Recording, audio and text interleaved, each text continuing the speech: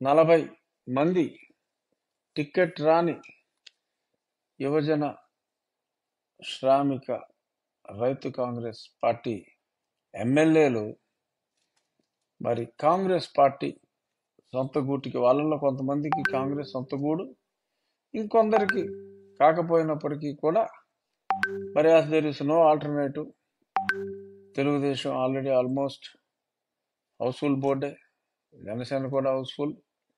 So ఈ రెండు Housefull కాబట్టి వాళ్ళు కూడా వారి వారి పుట్టింటికి మరి సుమారు 40 మంది ఎమ్మెల్యేలు, మొన్నటి వరకు సరైన క్యాండిడేట్లు కూడా లేని కాంగ్రెస్ పార్టీ మరి ఈసారి తక్కువలో తక్కువ 7% ఓట్లు కైవసం చేసుకోగలదు.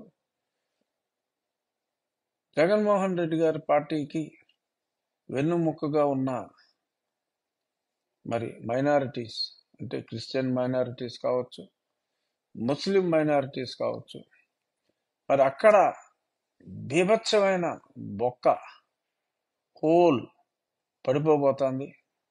అది ఎలాగంటే మరి జాతీయ స్థాయిలోనే ముస్లిం మైనారిటీస్,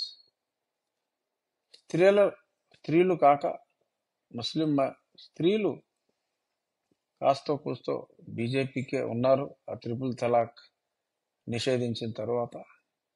మరి అయినా పురుషులు మరి కాంగ్రెస్ వైపు మొగ్గు చూపుతున్నారు జాతీయ స్థాయిలో.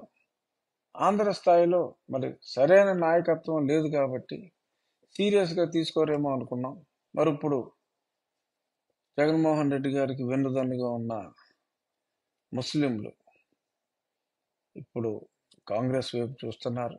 అలాగే గెలుపులో కీలక పాత్ర వహించిన క్రిస్టియన్ సోదరులు సోదరీమణులు ఇప్పుడు షర్మిల వైపు చూస్తారంటంలో ఎటువంటి సందేహం లేదు. ఎందుకంటే షర్మిల గారి భర్త అనిల్, బ్రదర్ అనిల్గా తను అందరికీ సుపరిచితుడు.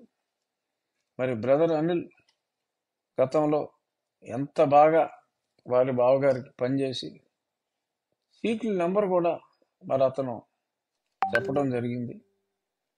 మరి అతనుకున్న దేవుడితో, తను నమ్మిన దేవుడితో అతనుకున్న కనెక్షన్ మరొకట తెలియదు.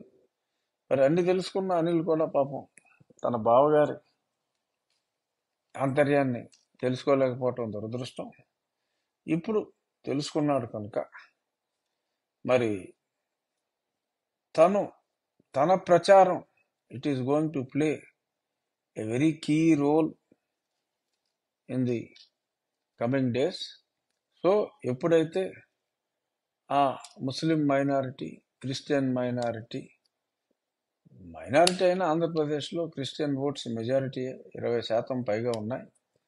మరి ఆ ఓట్ల శాతాన్ని మరి కాంగ్రెస్ పార్టీ కైవసం చేసుకుంటే ఏమో కొన్ని సీట్లు కూడా వచ్చిన ఆశ్చర్యపోవకర్లా.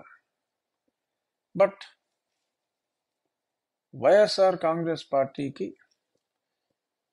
పెద్ద యాక్సిడెంట్ లాగా ఈ పరిణామం ఉంటుంది.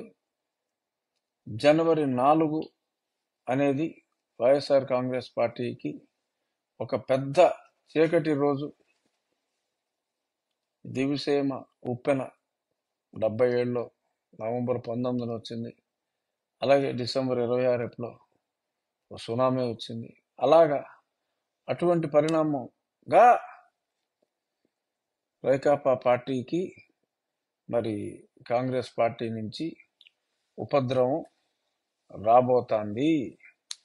సో టికెట్ రాని ఎమ్మెల్యేలు సంషేర్గా ఉండి మరి హ్యాపీగా పోటీ చేసుకునే అవకాశం, ప్రెస్టీజియస్గా పోటీ చేసుకునే అవకాశం ఇప్పుడు వస్తుంది.